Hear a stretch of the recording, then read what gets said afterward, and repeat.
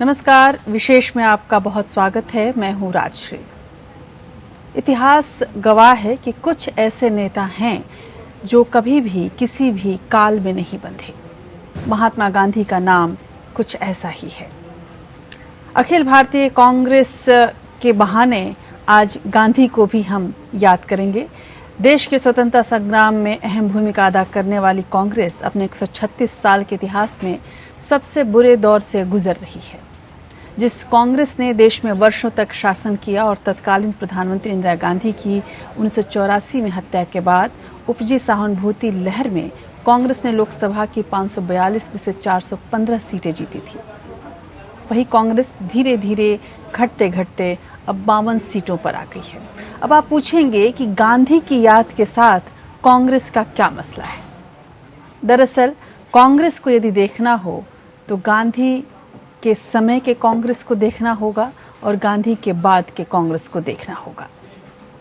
और जब महात्मा गांधी की याद आती है तो जाहिर सी बात है कि कांग्रेस के इतिहास की भी याद आने लगती है। अब ये कांग्रेस जो 52 सीटों पर आ गई है, कभी महज 2 सीटों पर सिमटने वाली भारतीय जनता पार्टी पिछले आम चुनाव में जब 303 सीटें लेकर बहुमत की सरकार चलाने लगी, तभी से ये लगने लगा कि कांग्रेस का भविष्य किस ओर जा रहा है। खासकर जब बीजेपी ने और विशेषकर प्रधानमंत्री मोदी ने ये कहा कि वो कांग्रेस मुक्त भारत करना चाहते हैं, तभी से कांग्रेस के भविष्य को लेकर कई सवाल खड़े होने लगे और कांग्रेस के भविष्य के साथ साथ बहुत कुछ बदला इस देश में।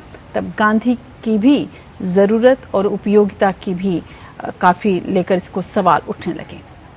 वैसे नरेंद्र मोदी के प्रधानमंत्री बनने के वक्त देश के 14 राज्यों में कांग्रेस की सरकारें थीं, लेकिन आज महज 2 राज्यों में कांग्रेस सीधे सत्ता में काबिज है तो 2 राज्यों में गठबंधन की सरकारें हैं।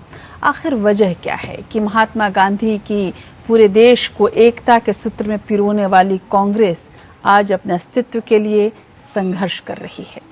वो गांधी जो उसका एक सबसे बड़ा स्तंभ होते थे, वो गांधी अब एक तरह से कई लोगों की नज़रों में मायने ढूंढ रहे हैं।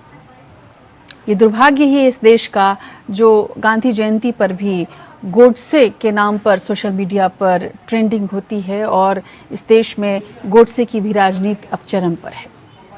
तो कांग्रेस के वर्तमान और इसके भविष्य को लेकर जो चिंताएं कांग्रेसियों के साथ साथ देश की राजनीतिक चिंतनकारों को है, इसी पर जुड़ा है हमारा आज का विशेष।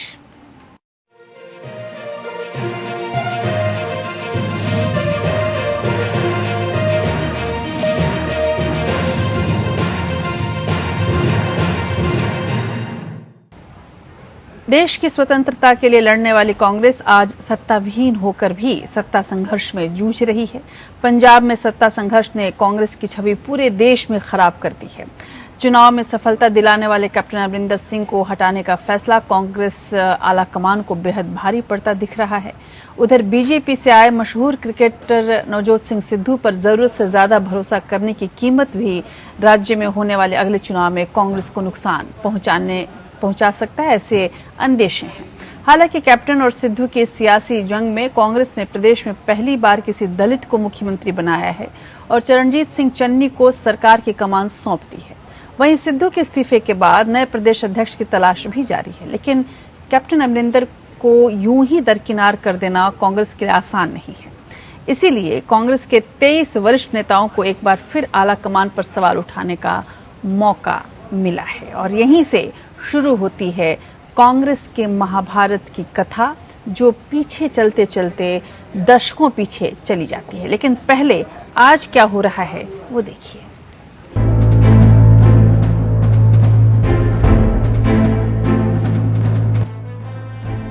सत्ता विहीन पार्टी कांग्रेस को इन दिनों सबसे बुरे दिन देखने पड़ रहे हैं। जिन नेताओं ने लंबे वक्त तक सत्ता सुख भोगा, आज वही कांग्रेस आला कमान के खिलाफ मोर्चेबंदी में जुटे हुए हैं। दरअसल लंबे वक्त से बगावत की बारूद अंदर ही अंदर सुलग रही है। नवजोत सिंह सिद्धू को पंजाब की कमान सौंपने और मुख्यमंत्री पद से कैप्टन अमरिंदर सिंह को हटाने के फैसले को लेकर असंतोष फूट पड़ा है और जब गांधी परिवार की नई पीढ़ी का भरोसा सिद्धू ने तोड़ा तो बागियों को खुलकर सामने आने का मौका मिल गया है। कपिल सिब्बल ने प्रेस कॉन्फ्रेंस कर आला कमान पर सवाल उठाए। The Congress party should make sure that they remain united. If somebody has an issue, that issue has to be discussed. Consultations must take place from the senior most members of the party. The organizational structure must be strengthened.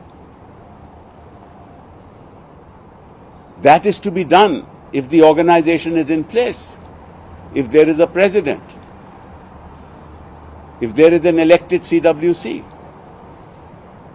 if there is a central election committee. इसके बाद आला कमान की निष्ठा साबित करने के लिए युवक कांग्रेस के कार्यकर्ता कपिल सिब्बल के घर के सामने पहुंचे और उन पर टमाटरों की बौछार कर दी।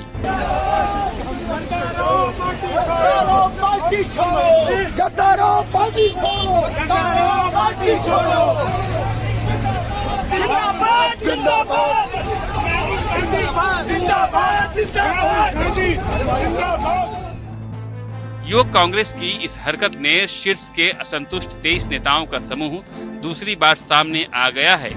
राज्यसभा में दोबारा ना भेजने से नाराज गुलाम नबी आजाद ने सोनिया गांधी से फिर से पत्र लिखकर कार्य समिति की बैठक बुलाने का आग्रह किया है। साथ ही कांग्रेस अध्यक्ष पद के चुनाव की भी मांग दोहराई है। कांग्रेस आलाकमान इन नेताओं के बागी तेवर से चौकन्ना है, इसलिए 5 राज्यों में चुनाव तक संगठन के चुनाव टाल दिए गए हैं। लेकिन बागी भी जानते हैं कि अगर कांग्रेस को आगामी 5 राज्यों के चुनाव में कुछ भी कामयाबी मिलती है तो आला कमान मजबूत हो जाएगा और तब सौदेबाजी कर पाना मुश्किल होगा। इन दिनों किसान आंदोलन, महंगाई, महामारी के हालात में मोदी सरकार से असंतोष का फायदा पार्टी को मिल सकता है। लिहाजा बगावत फिर भड़क उठी है, लेकिन आला कमान के फैसले भी इन्हें मौका दे रहे हैं। कैप्टन अमरिंदर सिंह भी मुख्यमंत्री पद से हटाने से ज्यादा सिद्धू को जरूरत से ज्यादा तवज्जो से नाराज हैं। हालांकि फिलहाल वो बीजेपी में जाने से इनकार कर रहे हैं, लेकिन सोनिया का सॉरी अमरिंदर का संदेश ये बताता है कि आला कमान उनकी नाराजगी मोल लेने से परहेज कर रहा है। सिद्धू को पंजाब में पार्टी की कमान थामने के फैसले के पीछे प्रियंका गांधी का हाथ बताया जाता है। ऐसे में सिद्धू के दाव में इस्तीफे ने गांधी परिवार पर हमला बोलने का मौका दे दिया है, तो दूसरे नेताओं ने भी इन नेताओं को आईना दिखाया है। We are the ones that need to fight unitedly together against a government that sits in Delhi today, which according to me has no legitimacy to function even for a single day. और इस स्थिति में क्या हो रहा है, हमारे लोग हमें छोड़ के जा रहे हैं। In our party, at the moment there is no president. So we don't know who is taking these decisions. We know and yet we don't know. Sibal साहब को नहीं मालूम कौन अध्यक्ष हैं। श्रीमती सोनिया गांधी अध्यक्ष हैं पार्टी के, और वही श्रीमती सोनिया गांधी अध्यक्ष हैं पार्टी की जिन्होंने सिब्बल साहब को बार बार पार्लियामेंट पहुंचाने के लिए टिकट दिया। वही सोनिया गांधी अध्यक्ष हैं कांग्रेस पार्टी की जिन्होंने सिब्बल साहब को बार बार मंत्री बनाया। बगैर कांग्रेस के लगातार बैकग्राउंड होने के सीधे सीधे मंत्री बना दिया। बगैर youth Congress, NSUI, parent Congress कहीं पर किसी संगठन में कहीं काम करे बगैर सीधे मंत्री बना दिया, सीधे टिकट दे दी। वही श्रीमती सोनिया गांधी कांग्रेस की अध्यक्षा हैं, और ये सिब्बल साहब को समझ जाना चाहिए, उनको अच्छे से पता है। कैप्टन अमरिंदर जिंदगी के दोराहे पर खड़े हैं तो बहुत से नेताओं ने पार्टी से किनाराकशी कर ली है। हिमंत विश्व शर्मा, ज्योतिरादित्य सिंधिया, जितिन प्रसाद, सुस्मिता देव, प्रेमा खांडू, ललितेश त्रिपाठी समेत कई युवा नेताओं ने पार्टी छोड़ दी है। इनमें ज्यादातर वो नेता है जिन्हें राहुल गांधी की टीम का माना जाता रहा है। हाल ही में आए एडीआर के सर्वे के मुताबिक 2014 से 2021 के दौरान कुल 222 उम्मीदवार कांग्रेस छोड़कर दूसरी पार्टियों में शामिल हुए हैं। 177 सांसदों और विधायकों ने कांग्रेस का साथ छोड़ दिया। पार्टी छोड़ने वालों की वजह से मध्य प्रदेश, अरुणाचल प्रदेश, मणिपुर, गोवा और कर्नाटक में सरकारें तक गिर गईं। गोवा के मुख्यमंत्री रहे लुइजियानी फ्लोरियो ने तो दिग्विजय सिंह को गोवा में सरकार न बना पाने की वजह बताया है। उनका कहना है कि बहुमत के लिए जरूरी 21 विधायकों का समर्थन होने के बावजूद गोवा के प्रभारी रहे दिग्विजय सिंह ने उन्हें राज्यपाल के पास जाने नहीं दिया, जिसका फायदा बीजेपी ने उठाया। आला कमान के लिए दिक्कत यह भी है कि निष्ठा की शपथ लेने वाले नेता ही असंतोष भड़का रहे हैं। दरअसल इनमें से ज्यादातर राज्यसभा जीवी हैं और कांग्रेस के पास इतनी संख्या नहीं कि इन बड़े पेट के हाथियों को संसद पहुंचा सके, न ही संगठन को मजबूत करने की शक्ति है। बहरहाल माना जा रहा है कि असंतुष्ट नेताओं की नाराजगी धीरे धीरे कम हो रही है। सोनिया गांधी ने आजादी के 75 साल पूरे होने के मौके पर 1 साल तक के सारे कार्यक्रम बनाने के लिए 11 सदस्यों की टीम बनाई है। इसमें गुलाम नबी आजाद, मुकुल वासनिक और भूपेंद्र हुड्डा को भी शामिल किया गया है। वहीं 5 राज्यों के चुनाव में भी कुछ दूसरे असंतुष्ट नेताओं को जिम्मेदारी दिए जाने की योजना है। इससे बागियों में 2 फाड़ नजर आने लगा है। मोर्चेबंदी करने में कपिल सिब्बल और गुलाम नबी आजाद सामने नजर आ रहे हैं। वहीं पार्टी मोदी सरकार के खिलाफ अभियान चलाने के साथ साथ पार्टी में नए युवा चेहरा लाने में भी जुटी हुई है। गुजरात के दलित नेता जिग्नेश मेवाणी और कम्युनिस्ट नेता कन्हैया कुमार के पार्टी में शामिल होने से असंतुष्टों को एहसास हो गया है कि गांधी नेहरू परिवार की अगली पीढ़ी अब कांग्रेस पर हावी होने के लिए तैयार है। कई संगठनों के चुनाव करा लिए गए हैं। कई संगठनों ने राहुल गांधी को अध्यक्ष बनाने का प्रस्ताव भी पारित कर दिया है। बस एक राष्ट्रीय अधिवेशन की जरूरत है और सर्वसम्मति से राहुल गांधी की एक बार फिर से ताजपोशी की जानी बाकी है।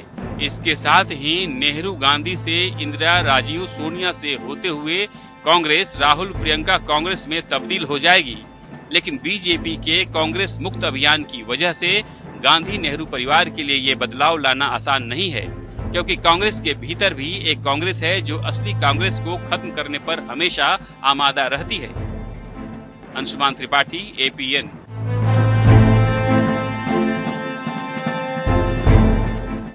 तो सबसे बड़ी बात तो यही है कि अध्यक्ष विहीन कांग्रेस में गांधी परिवार की नई पीढ़ी के लिए कई फैसलों पर सवाल उठने लगे हैं। अमरिंदर इसे राहुल गांधी और प्रियंका गांधी की अपरिपक्वता बता रहे हैं, लेकिन 52 साल की विचारधारा और पार्टी की निष्ठा को ताक पर रखकर फैसला कांग्रेस के शीर्ष नेतृत्व की निर्णय क्षमता पर सवाल तो खड़े करता ही है। खासकर नवजोत सिंह सिद्धू के अचानक राजनीतिक उन्माद में इस्तीफा देने से आला कमान की खासी किरकिरी हुई और सिद्धू की राजनीतिक अपरिपक्वता फिर से एक बार साबित हुई। कांग्रेस आला कमान को समझना होगा कि शोमैन और एक गंभीर राजनीतिज्ञ में बहुत फर्क होता है। अब कहने वाले तो ये भी कह रहे हैं कि सिद्धू कहीं एक तरह से तुरूप का इक्का तो नहीं है बीजेपी के लिए। उधर आप भी सिद्धू पर अपनी नजरें गड़ाए हुए हैं। इसमें कोई शक नहीं कि जब से सिद्धू राजनीति में आए थे, उन्हें अपने पद की लालसा जो थी उनके अंदर, जो पल रही थी तमन्ना, वो बार बार सबके सामने आ रही थी। सिद्धू को कभी भी आम लोगों का नेता तो नहीं समझा जा सकता था, लेकिन कांग्रेस का ये दुर्भाग्य है कि जिस तरह से उसने अपने एक बड़े स्तंभ पर विश्वास खोया है, उसकी वजह से नींव तक हिल गई है। तो महात्मा गांधी ने 1942 में अंग्रेजों भारत छोड़ो अभियान शुरू किया था, लेकिन आज कांग्रेस छोड़ो अभियान चलता नजर आ रहा है। 5 राज्यों में चुनाव से पहले कांग्रेस पार्टी के भीतर बगावत से जूझ रही है और नेताओं का कांग्रेस छोड़ने का सिलसिला थमने का नाम नहीं ले रहा। अब मेघालय कांग्रेस के नेता मुकुल संगमा के भी तृणमूल कांग्रेस में शामिल होने की खबरें आने लगी हैं। इससे पहले असम में पूर्व सांसद सुष्मिता देव भी कांग्रेस छोड़ TMC की सदस्य बन चुकी थी। खास बात यह है कि कांग्रेस में असंतोष का फायदा बीजेपी समेत कांग्रेस से निकली पार्टियां उठा रही हैं। कई नेता सत्ता के साथ लेकर बीजेपी में शामिल हो गए, तो कुछ शरद पवार की अगुवाई वाली राष्ट्रवादी कांग्रेस पार्टी में चले गए। लेकिन इन दिनों सबसे ज्यादा सक्रिय तृणमूल कांग्रेस है। पार्टी की नेता ममता बनर्जी अपनी राष्ट्रीय राजनीति में भी मजबूती से कदम रखने की तैयारी में है और वो अपना राजनीतिक आधार कांग्रेस के नेतृत्व में सेंध लगाकर भी मजबूत कर रही हैं। यही नहीं, दूसरे कांग्रेस शासित राज्यों में भी पार्टी के नेता आपस में सत्ता के संघर्ष में जुटे हुए हैं। ऐसे में कांग्रेस नेतृत्व विहीन सी दिखाई दे रही है, यदि हम आज की बात करें।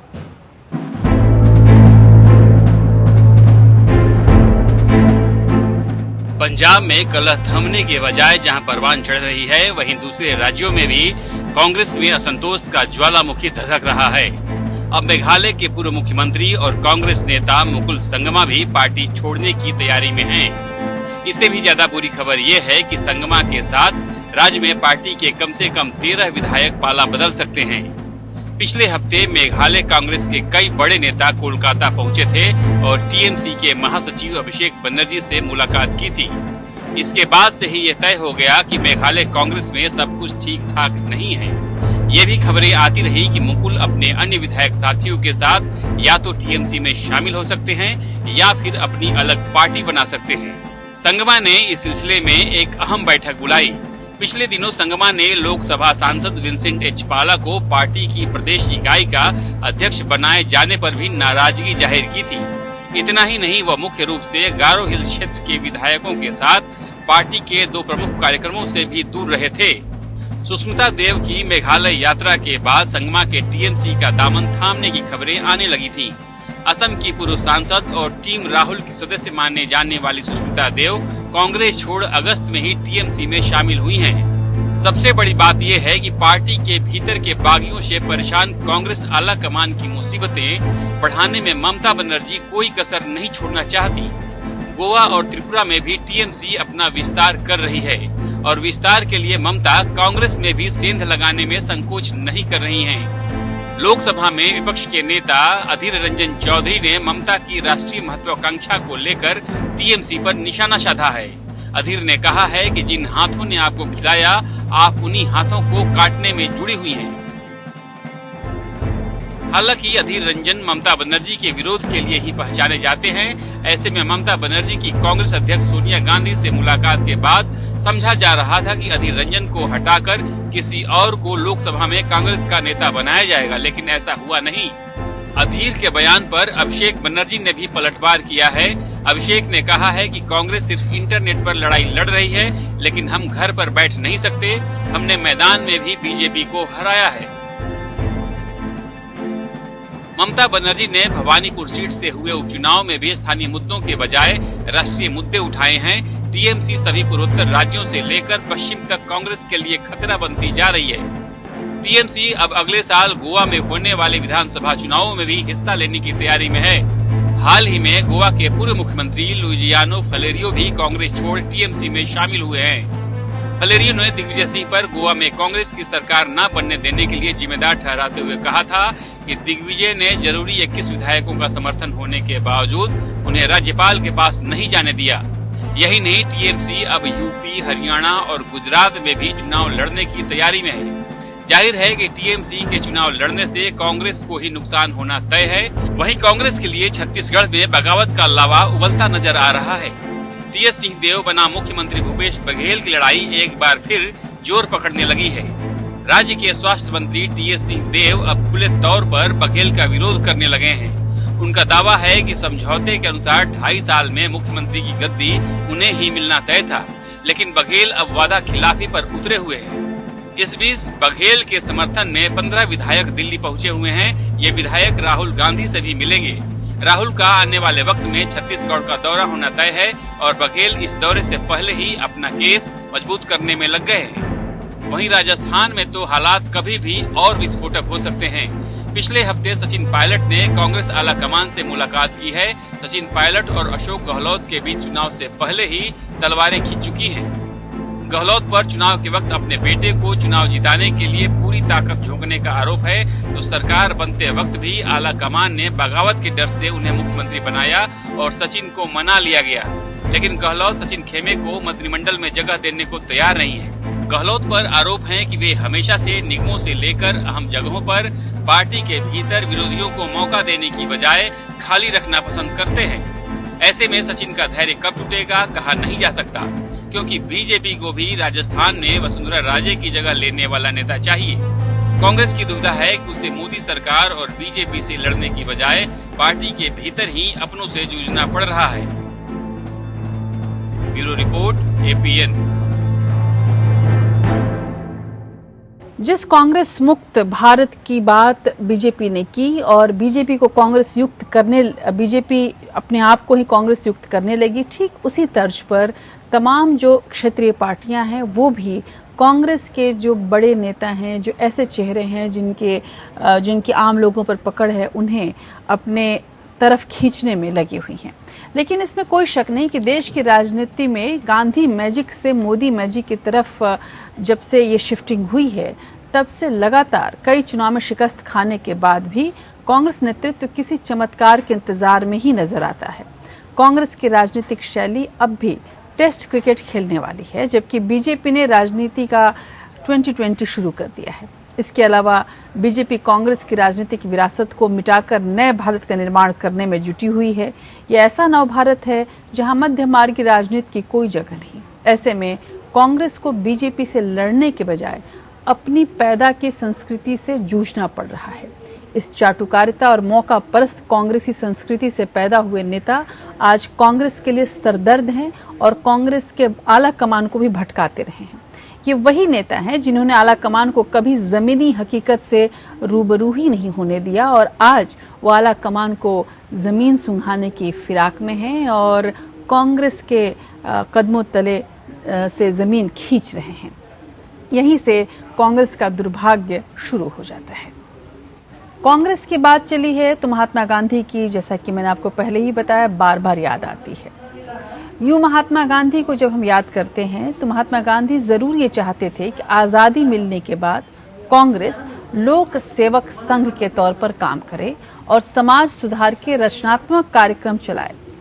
लेकिन अपने लंबे सियासी इतिहास में कांग्रेस ने लगातार ऐसे नेता पैदा किए जो जी हुजूरी करते रहे और बरसों बरसों तक सत्ता सुख भोगते रहे।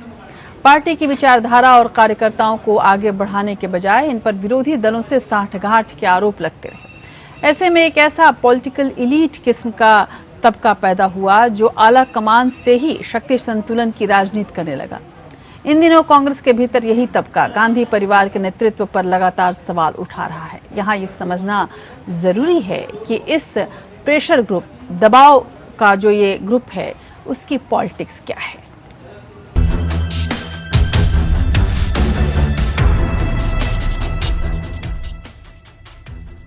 G23 नेता यानी वो नेता जिन्होंने देश के हालात पर आंखों पर पट्टी बांध ली है और सिर्फ पार्टी के अंदर लोकतंत्र की बात कर रहे हैं। ये न सिर्फ लोकतंत्र की बात कर रहे हैं बल्कि इन्हें परिवारवाद को लेकर भी नाराजगी है। ये अलग बात है कि इनमें से ज्यादातर अपने परिवारों के साथ किसी न किसी रूप से कांग्रेस से जुड़कर सत्ता का सुख भोग रहे हैं या भोगते रहे हैं। 2014 में भ्रष्टाचार के आरोपों और निर्भया अन्ना आंदोलनों से यूपीए का दूसरा कार्यकाल पूरी तरह बदनाम हो चुका था। वहीं कालाधन, भ्रष्टाचार मिटाने, विदेशों से कालाधन वापस लाने और नई प्रचार तकनीक और धुआंधार पैसे के इस्तेमाल, आरएसएस की रणनीति और स्वयंसेवकों के दम पर भारतीय जनता पार्टी सत्ता में आ गई और कांग्रेस लोकसभा में 44 सीटों पर सिमट गई। कांग्रेस अध्यक्ष सोनिया गांधी ने गांधी नेहरू वंश की विरासत राहुल गांधी को सौंपने का मन बना लिया था। सोनिया गांधी सलाहकारों के दम पर पार्टी चला रही थी। इन सलाहकारों में अहमद पटेल सबसे खास रहे। उनके बाद गुलाम नबी आजाद, दिग्विजय सिंह, अशोक गहलोत में अहमद पटेल ही सोनिया के आंख, नाक और कान थे। इसके बाद कपिल सिब्बल, वीरप्पा मोइली, मुकुल वासनिक, जनार्दन द्विवेदी वगैरह वगैरह सक्रिय रहे। बाद में राहुल गांधी ने अपनी पसंद की टीम बनाई और अपने राजनीतिक सलाहकारों की मदद से फैसले लेने शुरू किए। उनका पहला कदम ही नेताओं को नागवार गुजरा, जिसमें उन्होंने अपनी सरकार के लाए अपराध के दोषियों को बड़ी अदालतों में सुनवाई तक चुनाव लड़ने की आजादी देने वाले अध्यादेश की प्रति को फाड़ दिया था। सोनिया के सलाहकार तब से ही राहुल गांधी को लेकर सतर्क हो गए और संदेह करने लगे। मनमोहन सिंह भी इस्तीफा देने को तैयार हो गए थे। 2017 में राहुल की ताजपोशी के बाद हुए 2019 के चुनाव में कांग्रेस ने बुरी तरह मुंह खाई। उसके बाद कांग्रेस के इन हितैषियों ने राहुल गांधी पर खुलकर हमला बोलना शुरू कर दिया। गांधी परिवार ने पार्टी के इन वरिष्ठ नेताओं को अपना नेता चुन लेने को कह दिया। महीनों तक इंतजार किया गया। राष्ट्रीय अध्यक्ष के लिए अशोक गहलोत, गुलाम नबी आजाद, कैप्टन अमरिंदर सिंह, केसी वेणुगोपाल और एके एंटनी के नाम की कयास भी लगने लगे, लेकिन इनमें से किसी का भी ऐसा पार्टी के भीतर राष्ट्रीय जनाधार नहीं है कि किसी के नाम पर आम सहमति बन सके। इनमें से जिन नेताओं की कुर्सी या संसद की सदस्यता छिन गई, लिहाजा कोई सामने नहीं आया। तब ये नेता आला कमान को पार्टी चलाने के गुर सिखाने लगे और पार्टी के भीतर जमहूरियत का पाठ पढ़ाने लगे। 2019 के आम चुनाव और फिर बिहार चुनाव में कांग्रेस की नाकामी के बाद 23 नेताओं ने आला कमान के फैसलों पर सवाल उठाए। गुलाम नबी आजाद, कपिल सिब्बल, शशि थरूर, मनीष तिवारी, आनंद शर्मा, पीजे कुरियन, रेणुका चौधरी, मिलिंद देवड़ा, मुकुल वासनिक, भूपेंद्र सिंह हुड्डा, राजेंद्र कौर भट्टल, एम वीरप्पा मोइली, पृथ्वीराज चौहान, अजय सिंह, राज बब्बर, अरविंदर सिंह लवली, कौल सिंह ठाकुर, अखिलेश प्रसाद सिंह, कुलदीप शर्मा, योगानंद शास्त्री, संदीप दीक्षित और विवेक तनखा ने इस पत्र पर दस्तखत किए थे। इसे गांधी परिवार का विरोध माना गया। इसके बाद बुलाई बैठक में कुछ तल्खियां सामने आईं, लेकिन विरोध शांत पड़ गया। लेकिन पंजाब के नेतृत्व का संकट गहराने पर एक बार फिर इन असंतुष्ट नेताओं को सिर उठाने का मौका मिल गया है। सिब्बल ने खुलकर गांधी परिवार पर सवाल उठाए हैं, तो दिग्विजय सिंह को अमित शाह के एहसान याद आने लगे हैं।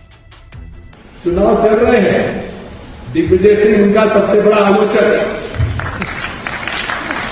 लेकिन उसके माध्यम से समाचार दिए कि उनकी यात्रा में किसी प्रकार का विघ्न नहीं होना चाहिए।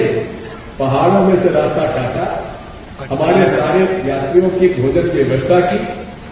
आपको आश्चर्य होगा कि आज तक अमित शाह जी की और मेरी भेंट नहीं हुई है, लेकिन उनको धन्यवाद मैंने पहुंचाया, आभार व्यक्त किया।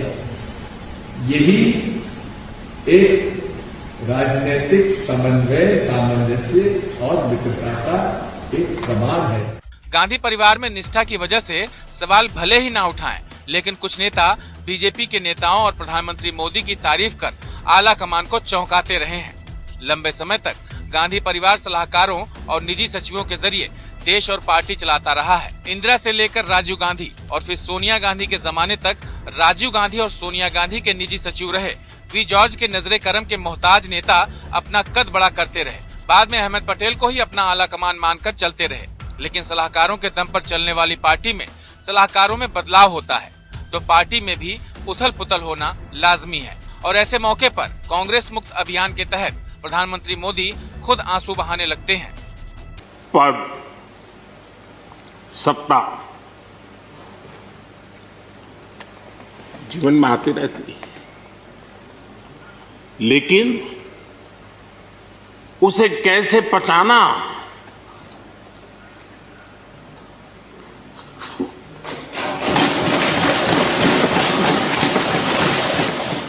जाहिर है देश में 7 साल से राज कर रहे प्रधानमंत्री अगर आंसू भरी आंखों से निमंत्रण देते हैं तो कांग्रेस के असंतुष्टों में बला की ताकत आ जाती है और फिर पार्टी के भीतर ही लोकतंत्र के लिए लड़ मरने का जज्बा पैदा हो जाता है। पहले पार्टी फिर देश मानने वाले इन छत्रपों को राहुल गांधी ने पहचान लिया था और अध्यक्ष पद से इस्तीफा दे दिया था। लेकिन मोदी सरकार से जनता की भारी नाराजगी, कोरोना महामारी, महंगाई, बेरोजगारी जैसे मुद्दों पर भी इन नेताओं ने बयान तक देना मुनासिब नहीं समझा। आखिरकार राहुल गांधी अकेले पड़ गए और हाल ही में उन्हें कहना पड़ा कि जो आरएसएस और बीजेपी से डरते हैं, हमें उनकी जरूरत नहीं है। और बहुत सारे लोग हैं जो डर नहीं रहे कांग्रेस के बाहर, वो सब हमारे, उनको अंदर लाओ, और जो हमारे यहाँ डर रहे हैं उनको बाहर निकालो। चलो भैया जाओ आरएसएस के और जाओ, भागो, मजे लो, नहीं चाहिए, जरूरत नहीं है तुम्हारी, हमें निडर लोग चाहिए, ये हमारी आइडियोलॉजी। लेकिन कांग्रेस अपने इन भस्मासुरों से इतनी आसानी से निजात नहीं पा सकती। राहुल गांधी और प्रियंका गांधी को इनकी चुनौती को स्वीकार करना होगा। ये अलग बात है कि कांग्रेस अध्यक्ष पद के चुनाव के बाद विरोध के स्वर बेमानी हो जाएंगे, लेकिन इतनी कलह और कोहराम से 5 राज्यों में होने वाले चुनाव में पार्टी की जीत पर असर पड़ने की पूरी आशंका है। अंशुमन त्रिपाठी, एपीएन। दरअसल कांग्रेस में गांधी परिवार में निजी निष्ठा को विचारधारा से ज्यादा महत्व दिया गया। यही वजह है कि मुंह बंद करके आला कमान का ईगो मसाज करने वाले या उनके अहम को तुष्ट करने वाला वर्ग पार्टी पर हमेशा हावी रहा और हालात ये हो गए कि बहुमत पाने के बावजूद पार्टी सरकार नहीं बना पाती या फिर अंदरूनी कलह में महत्वाकांक्षी नेता न सिर्फ पार्टी छोड़ देते हैं बल्कि पार्टी तोड़कर बीजेपी को सत्ता की सौगात तक सौंप देते हैं। हैरानी की बात तो ये भी है कि इतनी पुरानी पार्टी में पार्टी से नौजवान नेताओं का मोहभंग कुछ यूं हो रहा है कि वो दौड़ दौड़ कर विपक्षी दलों की ओर जा रहे हैं। खासकर वो नेता जिन्हें हमेशा टीम राहुल का सदस्य माना जाता रहा, वो भी अब राहुल के नहीं रहे। इसके अलावा जो राहुल के गुरु रहे, जो मोदी के लगातार विरोधी रहे, वो भी अब अमित शाह और संघ के गुण गाने लगे हैं। इसी से आप समझ सकते हैं कि कांग्रेस के दिन कैसे बुरे होते जा रहे हैं। बात हो रही है कांग्रेस की, उस कांग्रेस की जो गांधी के समय था और उस कांग्रेस की जो गांधी के बाद का था। इस कांग्रेस की जो आज है उसके लिए कई सारी कहानियां, कई सारे किस्से, कई सारे सच्चाइयां हमने आपके सामने रखी। लेकिन इसमें बड़ा सच ये है कि जब हम बात करते हैं महात्मा गांधी से पहले और बाद में कांग्रेस कैसे अपना कलेवर लगातार बदलती रही है तो बहुत बार कांग्रेस टूटती रही, बनती रही, लेकिन ये कलेवर बदलना पार्टी के लिए इस बार भारी साबित होने लगा। गांधी नेहरू परिवार की नई पीढ़ी को पार्टी के ही पुराने जमे हुए नेता स्वीकार करने को तैयार नहीं है। लिहाजा बार बार ये सवाल उठाया जा रहा है कि जब पार्टी में कोई स्थायी अध्यक्ष नहीं है तो पंजाब जैसे अहम मामलों में फैसले कौन ले रहा है। सबसे बड़ा सवाल ये है कि क्या गांधी नेहरू परिवार अपने नेतृत्व को बचा पाएगा? अगर बचा भी ले गया तो क्या वो कांग्रेस को एक बार फिर से देश के प्रमुख पार्टी बना पाएंगे? राहुल गांधी की बात करें या प्रियंका गांधी की बात करें तो जो उनकी सतत क्रियाशीलता में जो कमी है और बार बार जो भटकाव है, उससे ऐसा लगता है कि कांग्रेस पार्टी पर जो उनकी पकड़ होनी चाहिए थी वो अभी तक नहीं हो पाई है और इस वजह से कांग्रेस के खतरे कम नहीं हो रहे।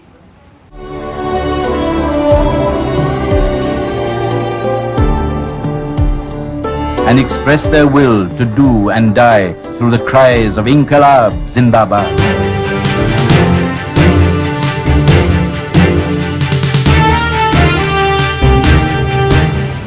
राहुल गांधी कह रहे हैं कि विजय के लिए केवल एक ही सत्याग्रह ही काफी है। महात्मा गांधी के बहाने वो कांग्रेस के नेताओं और कार्यकर्ताओं को संदेश दे रहे हैं। इस संदेश में ये भी छिपा है कि वो पार्टी के भीतर कितने अकेले पड़ गए हैं। राहुल गांधी के इस दर्द को शिवसेना जैसी पार्टी भी समझ रही है और इसके लिए बीजेपी को जिम्मेदार बता रही है। शिवसेना के मुखपत्र सामना के संपादकीय में दावा किया गया है कि पार्टी में सुधार करने से राहुल गांधी को रोकने में कांग्रेस के ही पुराने लोग लगे हुए हैं। दरअसल सलाहकारों के दम पर कांग्रेस इंदिरा गांधी के जमाने से ही चलती रही है। इन्हें चंडाल चौकड़ी के नाम से भी जाना जाता था। तब संजय गांधी की अगुवाई में फैसले लेने के लिए जिम्मेदार समझे जाने वाले जगमोहन, बंसीलाल, विद्याचरण शुक्ल और मेनका गांधी तो बीजेपी में शामिल भी हो गए। संजय गांधी के बाद राजीव गांधी ने गांधी परिवार की विरासत संभाली और अपनी नई टीम बनाई, तो सोनिया गांधी ने भी इस टीम में रद्दोबदल की और नए नेताओं को जगह दी। जब राहुल गांधी ने अपने पसंद की टीम बनाने की कोशिश की तो सोनिया के सलाहकारों की मंडली को अपनी राजनीति पर खटरा मंडराता नजर आया। इसी बीच बीजेपी ने राहुल की सार्वजनिक छवि खराब करने के लिए सोशल मीडिया और राष्ट्रीय मीडिया का जमकर इस्तेमाल किया और उन्हें पप्पू साबित कर दिया गया। 2019 में तो मोदी सरकार से नाराजगी को दूर करने के लिए मोदी नहीं तो और कौन का नारा दिया गया। राहुल गांधी को इस दुष्प्रचार से लड़ने के लिए मानसिक तौर पर खासा मजबूत रहना पड़ा। आपके अंदर मेरे लिए नफरत है, आपके अंदर मेरे लिए गुस्सा है, आपके लिए मैं पप्पू हूँ, आपके लिए मैं अलग अलग गाली दे सकते हो, मगर मेरे अंदर आपके खिलाफ इतना सा भी गुस्सा, इतना सा भी क्रोध, इतनी सी भी नफरत नहीं है। मैं कांग्रेस हूँ और ये सब कांग्रेस हैं और कांग्रेस ने और इस भावना ने इस देश को बनाया है। इस बात को आप कभी मत भूलिए और ये भावना आप सबके अंदर है और इस भावना को मैं आप सबके अंदर से निकालूंगा। एक एक करके मैं आपके अंदर से, आपके अंदर जो प्यार है उसको निकालूंगा और आप सबको कांग्रेस में बदलूंगा। गुजरात का शेर बनाम एक पप्पू की लड़ाई ने भारतीय राजनीति को एक दिलचस्प मोड़ पर लाकर खड़ा कर दिया है। बहुसंख्यक हिंदुओं की धार्मिक भावनाओं को भुनाकर सत्ता में आई दुनिया की सबसे अमीर पार्टी के राष्ट्रवाद और संसाधनों से मुकाबला करना धन विहीन, जन विहीन कांग्रेस के लिए एक बड़ी चुनौती है। इस चुनौती से निपटने के लिए राहुल गांधी ने बाकायदा राजनीति का ककाहरा सीखा और विचारधारा को समझने और अपने जीवन में उतारने की कोशिश भी करते हुए नजर आते हैं। धीरे धीरे उन्होंने देश की बहुलतावादी समावेशी संस्कृति की समझ पैदा कर ली और Rahul Gandhi idea of India पर जोर देते हैं। मोदी सरकार की कार्यप्रणाली और राष्ट्रीय स्वयंसेवक संघ के मुस्लिम विरोध के खिलाफ उनकी लड़ाई में उनके साथ पार्टी का कोई नेता दूर दूर तक दिखाई नहीं पड़ता, बल्कि मोदी के कांग्रेस मुक्त अभियान ने कांग्रेस को शुद्धिकरण अभियान चलाने का मौका दे दिया है। भ्रष्टाचार के आरोपी कई कांग्रेसी नेता बीजेपी में जा चुके हैं, लेकिन जिन नेताओं को राहुल अपनी टीम में रखना चाहते रहे हैं उन्हें कांग्रेस में बने पुराने कॉकस ने पार्टी छोड़ने को मजबूर कर दिया। इसमें कोई शक नहीं कि राहुल दिनों दिन अकेले पड़ते जा रहे हैं, लेकिन राहुल अब विचारधारा के आधार पर मजबूत लोगों को जोड़ने की कोशिश में भी हैं। हम इस देश की सबसे पुरानी पार्टी, सबसे लोकतांत्रिक पार्टी में हम इसलिए शामिल होना चाहते हैं कि हमको लगता है, और सिर्फ हमको नहीं लगता है, इस देश के लाखों करोड़ों नौजवानों को ये लगने लगा है कि अगर कांग्रेस नहीं बचा तो देश नहीं बचेगा। कुछ भी करके इस मुल्क के संविधान, लोकतंत्र और आइडिया ऑफ इंडिया को बचाना चाहिए, और यदि उसको बचाना है तो मुझे उनके साथ खड़े रहना है जिसने स्वतंत्रता के आंदोलन में न केवल कंट्रीब्यूट किया है, उसको लीड किया है, अंग्रेजों को यहां से खदेड़ कर दिखाया है। और इसीलिए आज मैं इंडियन नेशनल कांग्रेस की इस मंच पर आपके साथ खड़ा हूं। राहुल गांधी चुनावी रणनीतिकार प्रशांत किशोर को भी पार्टी में लाने की कोशिश में है, लेकिन पार्टी के भीतर के विरोध को अड़चन के रूप में देखा जा रहा है। हालांकि राहुल गांधी की अगुवाई में कई विपक्षी दलों ने मोदी सरकार के खिलाफ रणनीति बनाना स्वीकार किया है, लेकिन अब भी कम से कम कांग्रेस से निकली एनसीपी और टीएमसी में हिचक दिखाई दे रही है। प्रशांत किशोर ने भी ये साफ कर दिया है कि कांग्रेस के बगैर बीजेपी और मोदी सरकार का विकल्प तैयार नहीं किया जा सकता। लेकिन समस्या ये भी है कि राहुल गांधी को पूर्णकालिक राजनीतिज्ञ के तौर पर अब भी नहीं देखा जाता। उन पर यह आरोप लगता रहा है कि वो संवेदनशील मौकों पर निजी यात्राओं पर चले जाते हैं। इसी आधार पर उनको राजनीतिक रूप से गैर जिम्मेदार बताया जाता है। यही नहीं, उनके सलाहकारों की राजनीतिक परिपक्वता पर भी लगातार सवाल उठते रहे हैं। ऐसे में उनकी मदद के लिए उनकी बहन प्रियंका गांधी भी मैदान में उतरी है। उन्हें उत्तर प्रदेश की जिम्मेदारी दी गई है। यूपी में वो जमीनी स्तर पर संगठन तैयार कर रही है। साथ ही प्रियंका मोदी सरकार के खिलाफ आवाज बुलंद करती भी दिखाई पड़ती है। उत्तर प्रदेश में जितने भी मुद्दे उठे, जहां जहां संघर्ष हुआ, जहां और जब किसी को तकलीफ हुई, तब उसके पास सबसे पहले कांग्रेस का कार्यकर्ता पहुंचा। जनता का जो संघर्ष है, जनता की जो भावना है, उससे जुड़िए। राहुल प्रियंका को राजनीति में भी खुद को साबित करना बाकी है। इसके लिए उन्हें विचारधारा की जमीन और संघर्ष के लिए टीम की जरूरत भी है, क्योंकि पार्टी का संगठन खत्म हो चला है और जनाधार सिमटता जा रहा है। ऐसे में राहुल गांधी ने चुनावी चंदे की परवाह किए बगैर बीजेपी को बिना शर्त मदद करने वाले उद्योगपतियों पर हमला बोल दिया है। किसानों के मुद्दे उठाने के साथ राहुल अंबानी अडानी पर सीधा हमला करते नजर आ रहे हैं। हिंदुस्तान का प्रधानमंत्री इस देश को बेचने का काम कर रहा है। हिंदुस्तान का प्रधानमंत्री 2-3 उद्योगपतियों को हिंदुस्तान की आत्मा बेच रहा है। इसीलिए विपक्ष हाउस के अंदर ना किसानों की बात कर सकता है, ना बेरोजगारों की बात कर सकता है, ना इंश्योरेंस बिल की बात कर सकता है, ना पेगासस की बात कर सकता है। कहा जाता है कि अगर राहुल गांधी आरएसएस और अंबानी अडानी पर हमला बोलना छोड़ दें तो पार्टी के भीतर से मिलने वाली चुनौती खत्म हो जाएगी, क्योंकि उनको चुनौती देने वाले नेताओं ने इन मुद्दों को कभी नहीं उठाया।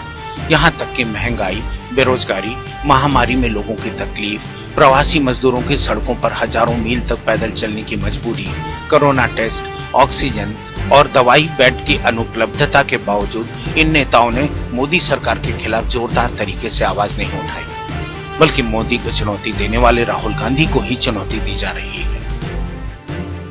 न वर्किंग कमेटी की मीटिंग होती है, न एआईसीसी की मीटिंग होती है।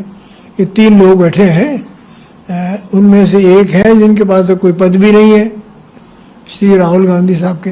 He is calling the shots. अब फैसला किया अमरिंदर सिंह को हटाने का इन दोनों ने किया। उसकी जगह आप किसको लाते हैं? श्री नवजोत सिंह सिद्धू। तो इन्होंने क्या अचीव किया? कांग्रेस पार्टी को धक्का लगा है ना। पार्टी के भीतर से खड़ी होती चुनौतियों से निपटना राहुल प्रियंका के लिए एक बड़ी चुनौती है। इसके लिए कांग्रेस को फिर से जिंदा करने के लिए बहुत कुछ करना बाकी है। ऐसे में बीजेपी से नाराज मतदाताओं की उम्मीदों पर गांधी परिवार की नई पीढ़ी कितनी खरी उतरती है, ये वक्त बताएगा। अंशुमान त्रिपाठी, एपीएन। यूं कांग्रेस पर वंशवाद का आरोप लगता रहा। ये आरोप वो पार्टियां भी लगाती रहीं जो खुद वंशवाद को किसी न किसी रूप में अपनाए हुए हैं। अब कांग्रेस ऐसे मकाम पर है जहां वंश के बजाय गांधी नेहरू परिवार की नई पीढ़ी को जमीन पर उतरकर अपनी काबिलियत साबित करनी है और हर जगह नेतृत्व अपने साथ अपनी टीम तैयार करता है। ऐसे में पुरानी टीम से सहयोग की अपेक्षा करना बेमानी है, लेकिन जो नई टीम थी वो भी छोड़ कर गई है। सवाल एक नहीं बहुत सारे हैं। क्या कांग्रेस अपनी बुराइयों से निजात पा सकेगी? क्या कांग्रेस अपनी विचारधारा और कार्यक्रम को बीजेपी के मुकाबले खड़ा कर पाएगी? लोगों को बता पाएगी कि कांग्रेस का इतिहास कितना सुदृढ़ रहा है और क्या कुछ उससे उम्मीदें की जा सकती हैं? लगभग असंभव नजर आता है। महात्मा गांधी ने आज़ादी मिलने के बाद कांग्रेस के संविधान में फेरबदल का जो मसौदा तैयार किया था, जिसका मकसद कांग्रेस को राजनीतिक दलों और सांप्रदायिक संस्थाओं की अस्वस्थ प्रतिस्पर्धा से दूर रखना था, आज यूं लगता है कि शायद वो सबसे बड़े दूरंदेशी थे। और इसी वजह से महात्मा गांधी ने कहा था कि कांग्रेस को एक राजनीतिक दल के रूप में नहीं रखा जाए। हालांकि उस वक्त कांग्रेस के अंदर भी महात्मा गांधी का विरोध हुआ, लेकिन आज ये कांग्रेस के सामने सबसे बड़ी चुनौती है। देश में धार्मिक राष्ट्रवाद की तूफानी लहरों पर सवार बीजेपी के कांग्रेस मुक्त अभियान से निपटने में कांग्रेस पार्टी को कड़ा संघर्ष करना पड़ रहा है। मध्यम मार्ग की राजनीति का दौर खत्म हो चुका है। पूंजीवादी लोकतंत्र में प्रचार से ही चमत्कार पैदा किए जा रहे हैं और पार्टी का विस्तार भी ऐसे ही हो रहा है। लेकिन पार्टी के पास न तो विचारधारा बची है, न ही पैसा और न ही कार्यकर्ता। ये सब जुटाया भी जा सकता था, लेकिन सबसे ज्यादा जरूरी है सड़क पर उतरकर संघर्ष करने की इच्छा शक्ति। क्या कांग्रेस को मिल सकेगा दूसरा गांधी? ये एक बड़ा सवाल है, क्योंकि अभी तक ये सपना सपना ही लग रहा है। ईश्वर अल्लाह तेरे नाम, सबको सन्मति दे भगवान। ईश्वर अल्लाह तेरो नाम, सबको सन्मति दे भगवान। कांग्रेस को जिताने के लिए दूसरा गांधी बनना होगा। महात्मा गांधी ने बंटवारे के वक्त सांप्रदायिकता की आग से झुलसते भारत को देख समझ लिया कि सर्वधर्म समभाव ही देश को आगे ले जाने के लिए जरूरी है। इसी सद्भाव के लिए उन्होंने जान भी दे दी। यही वजह है कि गांधी जयंती पर कांग्रेस का विरोध करने वाले भी गांधी समाधि पर फूल चढ़ाने के लिए मजबूर हैं। रघुपति राघव राजा राम, पतित पावन सीताराम। कांग्रेस को जिलाने के लिए दूसरा गांधी बनना होगा। आजादी के बाद महात्मा ने कांग्रेस को लोक सेवक संघ में बदलने की इसलिए हिदायत दी थी क्योंकि राष्ट्रीय स्वयंसेवक संघ पाखंड, कर्मकांड और मनुवाद को भारतीय संस्कृति और अध्यात्म से जोड़कर हिंदू धर्म की राजनीति कर सकता था। ऐसे में सहिष्णुता, अहिंसा, करुणा, प्रेम, भक्ति की सनातनी धारा सूख जाती। रामधुन को हिंदू मुस्लिम सबके दिलों की धुन बनाने की जरूरत आज भी है। आजादी के बाद सत्ता के मद में उन सभी प्रयासों को बांट दिया है जो समाज में बदलाव के लिए जरूरी थे। वो हिंदू धर्म में जातिगत असमानता दूर करने और समाज के आखिरी आदमी तक विकास का अवसर देने के लिए रचनात्मक कार्यक्रमों को जरूरी मानते थे। कांग्रेस ने सांप्रदायिकता से लड़ने के लिए अल्पसंख्यक हितों का नारा दिया, लेकिन जमीनी स्तर पर कोई काम नहीं किया गया। कांग्रेस ने कमजोर पड़ने पर बाबरी ढहाई और देश में राम मंदिर के नाम पर उग्र हिंदुत्व की आंधी चलाई गई। ऐसे में आज चुनाव में कोई भी राजनीतिक पार्टी मुस्लिम हितों की बात करने तक से कतराने लगी है। देश की 20% आबादी को संसदीय लोकतंत्र की प्रक्रिया से अलग कर दिया गया है। कांग्रेस को तय करना होगा कि वह सॉफ्ट हिंदुत्व के साथ अल्पसंख्यक हितों की भी रहनुमाई करेगी या नहीं, क्योंकि मुसलमान ने हिंदुओं के भरोसे अपनी कोई राष्ट्रीय पार्टी आज तक नहीं बनाई है, क्योंकि बीजेपी की परछाई माने जाने वाली AIMIM देश के 2 हिस्सों में बांटने के लिए कई राज्यों में पैर पसार रही है और धर्मनिरपेक्ष दलों की जगह खत्म होती जा रही है। जहां ऐसे में अल्पसंख्यक वर्ग कांग्रेस से छिड़क गया तो उदारवादी हिंदुओं को भी मौन रहने को बीजेपी ने मजबूर कर दिया। कांग्रेस के परंपरागत वोटर ब्राह्मण और मुसलमान दोनों उससे दूर हो गए। वहीं दलित पिछड़ों के लिए आंदोलन चलाने की जिम्मेदारी कांग्रेस ने उनकी जाति की नेताओं की समझी। पार्टी ने दलित उत्थान के लिए सरकारी योजनाएं तो बनाई, लेकिन सामाजिक आंदोलन खड़ा करने की कोई कोशिश नहीं की गई। महात्मा ने पूना पैक्ट में किए वादे को पूरा करने के लिहाज से ही कांग्रेस को लोक सेवक संघ में बदलने की ताकीद की थी, लेकिन कांग्रेस ने उसका जिम्मा भी काशीराम की पार्टी को ही सौंप दिया। राजनीतिक दल के तौर पर सामाजिक और रचनात्मक आंदोलन कांग्रेस ने कभी नहीं किए। वहीं पिछड़ा वर्ग तो लोहिया के वक्त से ही कांग्रेस से दूर हो गया। मंडल कमीशन ने दीवार खड़ी कर दी। अब कांग्रेस छिटपुट तरीके से मुस्लिम, दलित और पिछड़ों के मुद्दे जरूर उठा रही है, लेकिन जनमानस से जुड़ने में नाकाम है। कांग्रेस को अब गांधीवाद में निहित अपनी जड़ों की तलाश करने की जरूरत है। शहरों से ज्यादा कस्बाई और ग्रामीण समाज में गांधीवादी मूल्य को लेकर जाने की जरूरत है। सांप्रदायिक बैर खत्म करने के लिए रामधुनी, प्रभात फेरियां निकालने या प्रार्थना सभा आयोजित करना जरूरी है। कांग्रेस एक खुले विचार का मंच है। इसमें मध्यम मार्गी, आस्थावान, धर्मनिरपेक्ष, समाजवादी, साम्यवादी और उदार विचार वाले हर व्यक्ति के लिए उसी तरह जगह है जैसे हिंदू धर्म के ईश्वर को मानने वाले निरीश्वरवादियों की भी धाराएं हैं। लेकिन राष्ट्रीय स्वयं सेवक संघ ने सत्ता के संघर्ष के लिए उग्र हिंदुत्व का सैनिक स्तर का संगठन तैयार किया है, जिसका आधार मुस्लिम बैर है। ऐसे में जरूरी है कि द्वेष, प्रतिशोध और हिंसक समाज की स्थापना के लिए लड़ने वाले दक्षिण पंथी संगठनों के मुकाबले के लिए काडर पर आधारित संगठन की जरूरत है। कभी कांग्रेस में सेवा दल हुआ करता था। आज सेवा दल की पहचान सफेद बुर्राक, पैंट शर्ट और स्पोर्ट्स शूज से होती है, वो भी जब पार्टी के आला नेताओं का कहीं कार्यक्रम होता है। कार्यकर्ता जीवन भर कार्यकर्ता ही रह जाता है। वहीं व्यावसायिक तरीकों से ऊपर तक पहुंचे नेता इन कार्यकर्ताओं को अहमियत भी नहीं देते हैं। लिहाजा कांग्रेस आज जमीन से साफ नजर आ रही है। महात्मा के आदर्शों पर चले बगैर आज भी कांग्रेस का उद्धार नहीं। आज भी गांव में गांधी परिवार से ज्यादा महात्मा की पूजा होती है, इसलिए गांधी विरोधियों को भी उन्हें पूजना पड़ता है। जो गोडसे को भगवान मानते हैं वो भाषण दे रहे हैं अमेरिका में जाकर के गांधी के ऊपर। हमारे गांव में एक गाना आता था, गांधी जी के भजन करे गांधी के हत्यारा। कितना अजीब लगता होगा आपको। देखिएगा वो फोटो जो हमारे देश के प्रधानमंत्री गांधी पे माल्यार्पण करते हैं। जीवन भर शाखाओं में कसम लिए होंगे कि गोडसे के सपनों का देश बनाएंगे और गांधी पे माला चढ़ा रहे हैं। राहुल प्रियंका को वैचारिक जमीन तैयार करने के लिए महात्मा की तरह सार्वजनिक जीवन भी जीना होगा। आम जनता और कार्यकर्ता के लिए दरवाजे हर वक्त खुले रखने होंगे। बीच में शपथ हटाने होंगे। जनता से जुड़ने के लिए मोटरों के कारवां से रोड शो के बजाय पद यात्राएं करनी होगी। गांव चौपालों की धूल छाननी होगी। कुल मिलाकर कांग्रेस को जिलाने के लिए दूसरा गांधी बनना होगा। अंशुमन त्रिपाठी, APN। तो किसी भी लोकतंत्र के लिए मजबूत विपक्ष की जरूरत तो होती है। बहुसंख्यकवाद कभी भी मजबूत विपक्ष नहीं चाहता, ये भी एक सच है।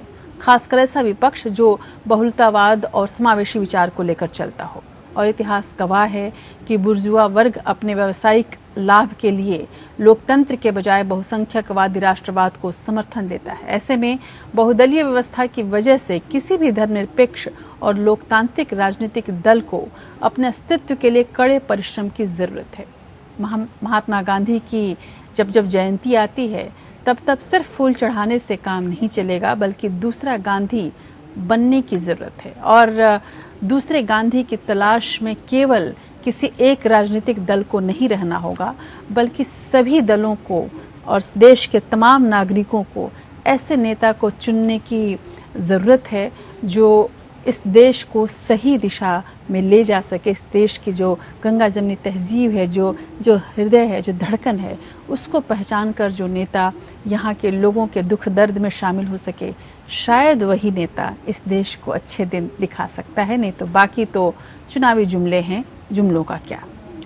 तो विशेष में आज हमने देखने की कोशिश की है कि कांग्रेस का जो भविष्य है वो दल जो आज़ादी के पहले एक ऐसे नाम के रूप में था जो सीधे सीधे हमें आज़ादी दिलाने में भी सबसे ज़्यादा सहयोगी रहा, और वही दल कैसे आज़ादी के बाद ख़त्म होते होते शायद आज़ादी के 75वें साल की सालगिरह जब हम मना रहे हैं तब, और जब आज़ादी का अमृत महोत्सव मन रहा है तब कैसे उस दल को लगातार विष पीना पड़ रहा है, और वो विष पीते पीते वो जहर उसके पूरे शरीर में इस तरह से दौड़ रहा है कि शायद वो दल रहे न रहे, इस पर भी सवाल उठने लगे हैं।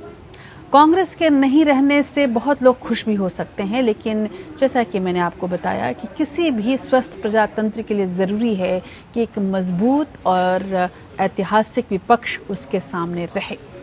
और हम इस मामले में खुशकिस्मत रहे हैं अभी तक कि हमारा विपक्ष काफ़ी मजबूत रहा, ऐतिहासिक भी रहा। अब जिस तरह का माहौल है, विपक्ष को जिस तरह से कमज़ोर किया जा रहा है, ये हमारे प्रजातंत्र के लिए अच्छे संकेत नहीं हो सकते। इसीलिए ज़रूरी है हमारा और आपका समझना कि पक्ष जितना मजबूत रहे, सरकार की दृष्टि जितनी स्पष्ट रहे, विपक्ष भी उतना ही मजबूत रहे, और तभी हम एक स्वस्थ लोकतंत्र की परिकल्पना कर सकते हैं। तो इस उम्मीद में कि हम एक स्वस्थ लोकतंत्र की ओर अपनी जिम्मेदारी भी समझेंगे और आने वाले दिनों में जो हालात बन रहे हैं वो ऐसे होंगे जहां पक्ष विपक्ष को ख़त्म करने में नहीं, बल्कि दोनों ही एक दूसरे के सहयोग के साथ हमें हमारी जो संसदीय प्रणाली है उसको ठीक करने में लगे रहेंगे। आज मुझे दीजिए इजाज़त, अगले हफ्ते फिर एक नए विषय के साथ आपके सामने आऊँगी। नमस्कार।